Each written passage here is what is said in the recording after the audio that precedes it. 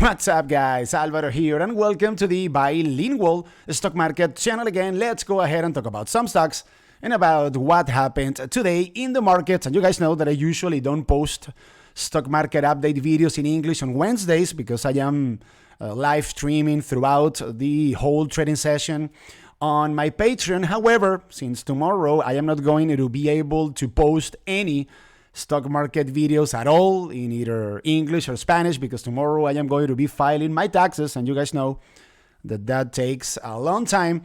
I decided to make an extra effort today in order to film a video in English. So without further ado, let's get right into it. So today we had finally a red day in the markets. Nothing crazy, nothing to be worried about. The major indices were due for some sort of pullback. So the Russell 2000 went down today 1.97%. Nasdaq went down 1.21%. Dow Jones went down 0.19%, and the S&P 500 went down 0.63%. Basically, guys, the main reason why the S&P 500 and the Nasdaq went down today was because of technology. SMH, the semiconductor ETF, had a very tough day today. It went down 3%, and most of the big tech stocks also took a rest today. So that's the main reason why S&P 500 and the Nasdaq 100 and the Nasdaq as well, for that matter, went down today. Crude oil, watch out for this, guys. Goes up today 3.07%, and it closed today's trading session at $107.44. Keep in mind, tomorrow might be a tricky day when it comes to crude oil.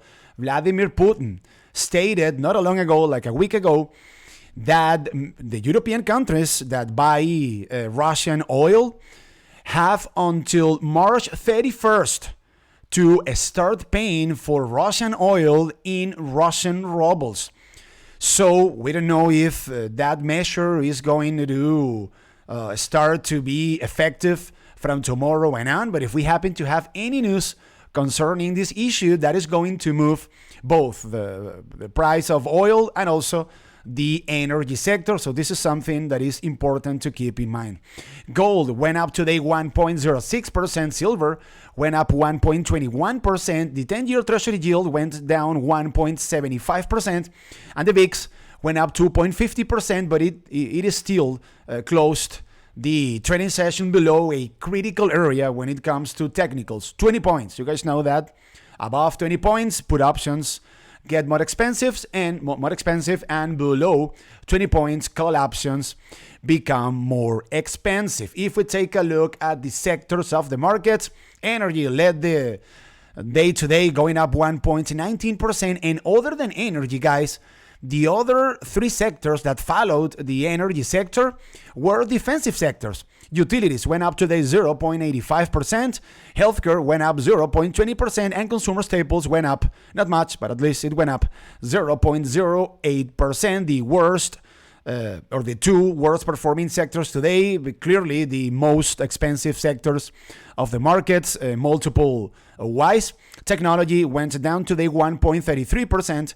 And consumer discretionary went down today 1.51%. And as I just told you, we just had a slight red day today in the markets, nothing to be really worried about.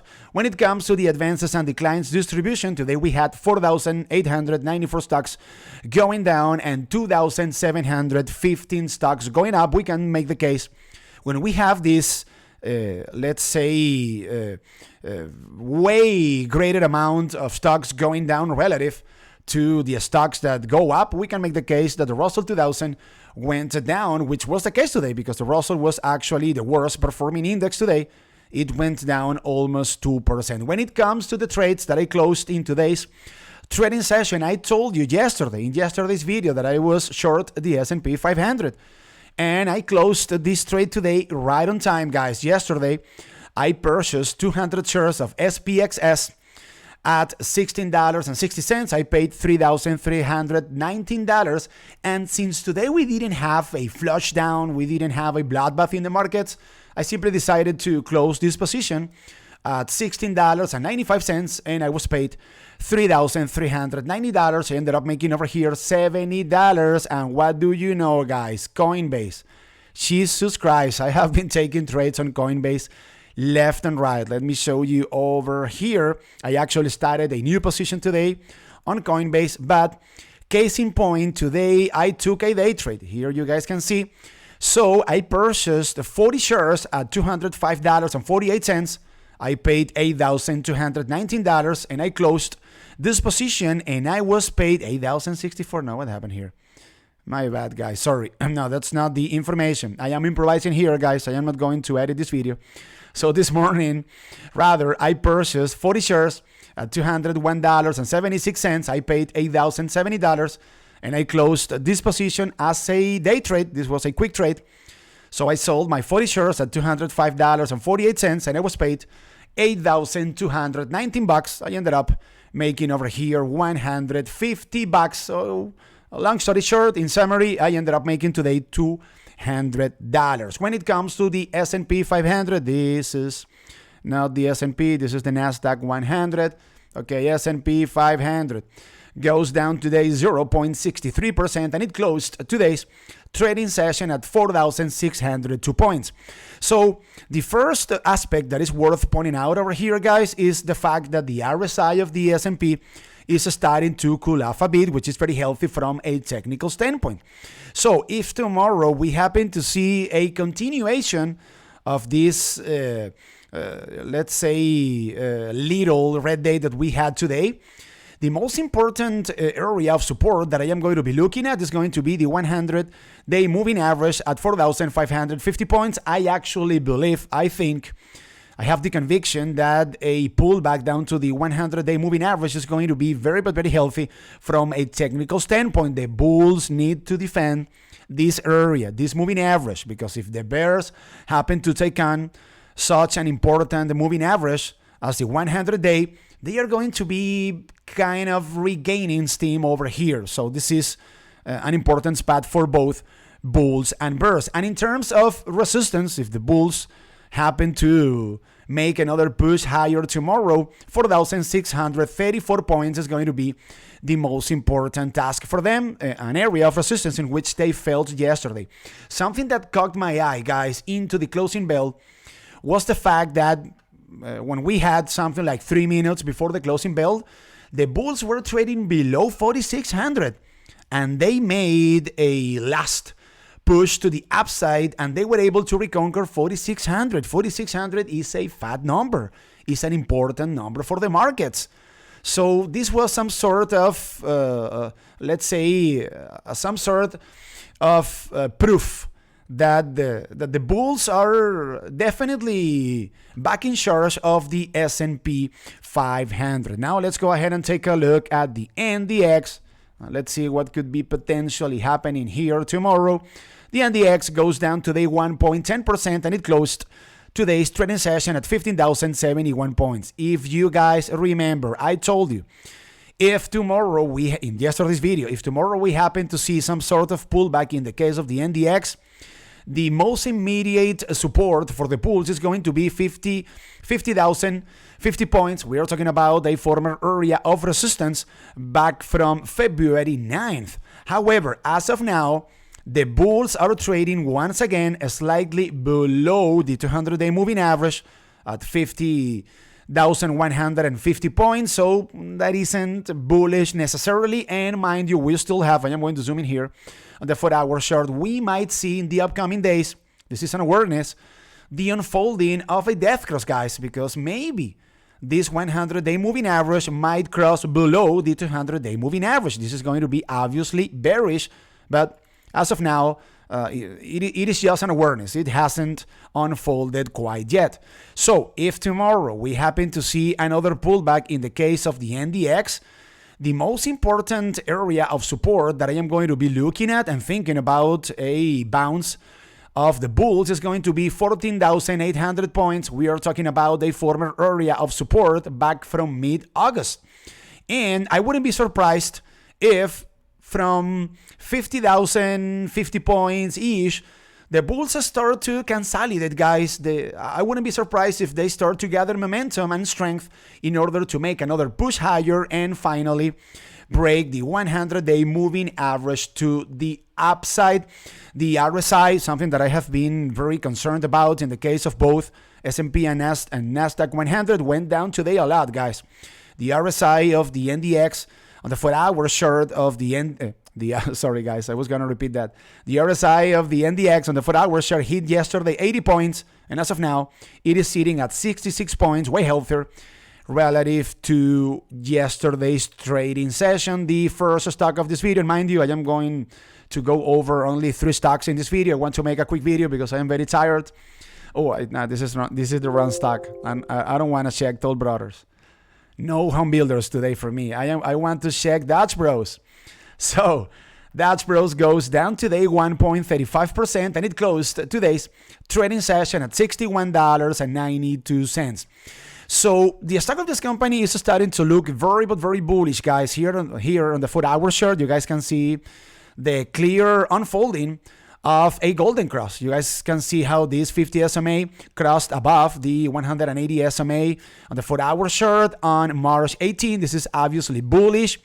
We can see that finally, guys, Dutch Bros was able to burst above the upper line of this horizontal channel in which the stock of this company traded since mid-November of last year. And the upper line of this horizontal channel is a very important spot from a technical standpoint, guys, $60. And why? Well, because we are talking about a former area of resistance.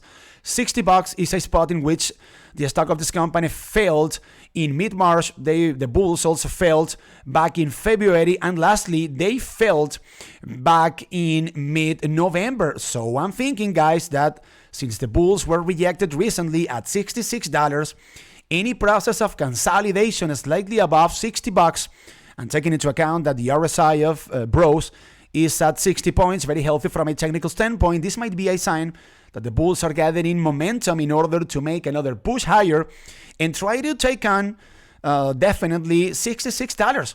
So from, let's say, $61.20 or 61 bucks up to $66, we are looking at an 8% profit trade, nothing to sneeze at. So watch out for that, guys.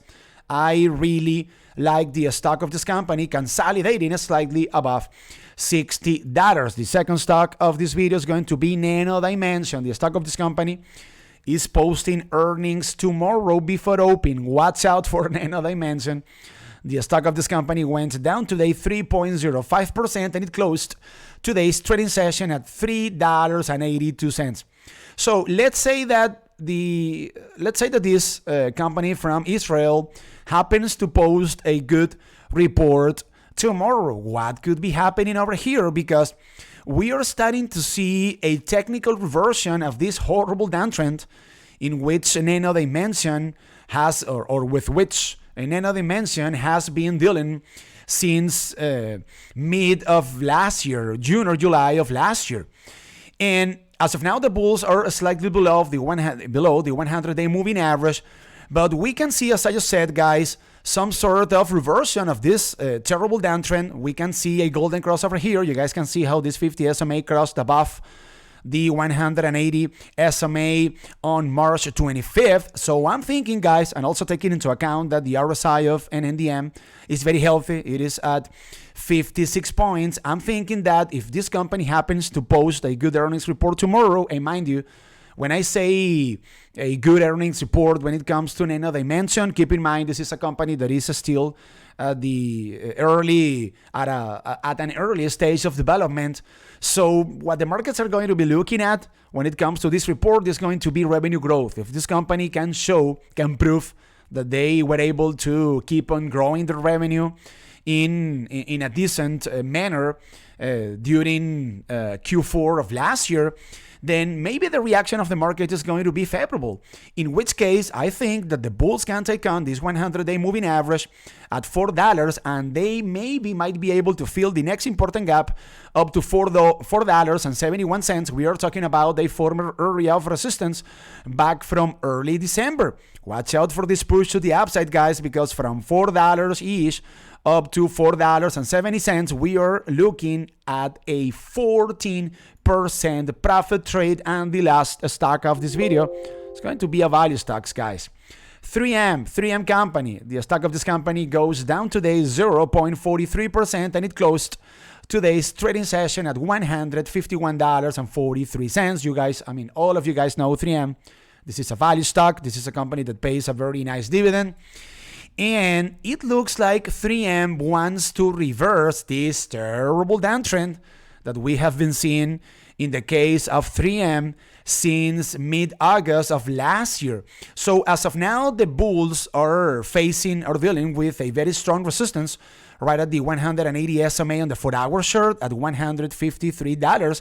But at the same time, they are trading above the 50 SMA on the 4-hour chart at $147.60. So I'm thinking, guys, that if the bulls of 3M start to consolidate slightly above $149, a previous area of resistance back from March 22nd, and also a previous area of resistance back from early March, this might be a sign that they are starting to gather in strength in order to take on the 180 SMA on the 4-hour chart at $152 and then fill the next gap up to $160.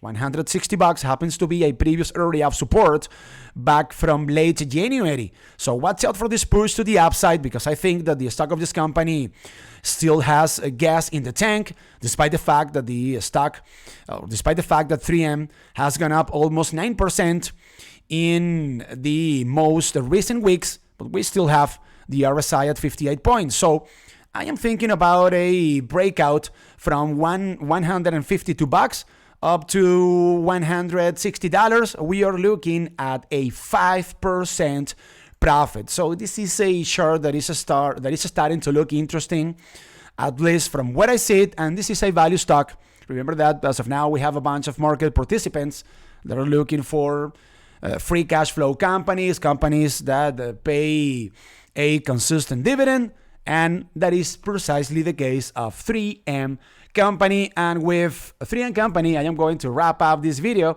Thank you very much for your attention, and thank you very much for hanging out with me once again.